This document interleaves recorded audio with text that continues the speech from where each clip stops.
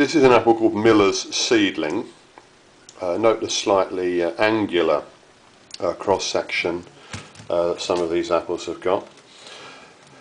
Not really stripy at all. It's a yellow flush, a yellow background and a red flush. Very early apple, quite crunchy, but like the beauty of Bath, the crunch doesn't last long. All of these early apples become soft after a week or two of storage, so they've got to be eaten when they're ripe.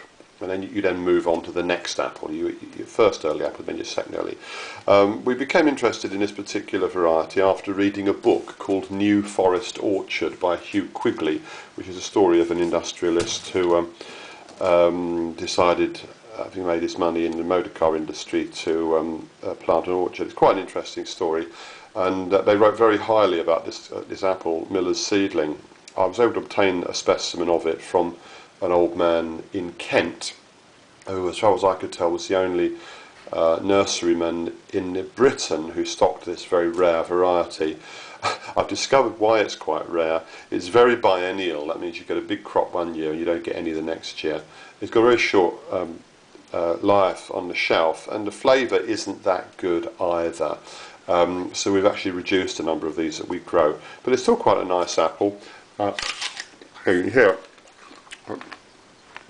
Quite crunchy. This is more what we call a vinous rather than an aromatic apple.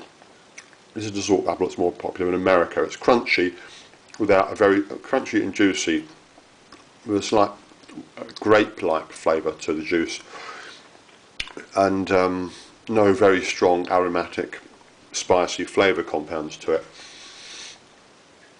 I'll write a bit more about vinous versus aromatic later, but anyway, that's Miller's Seedling.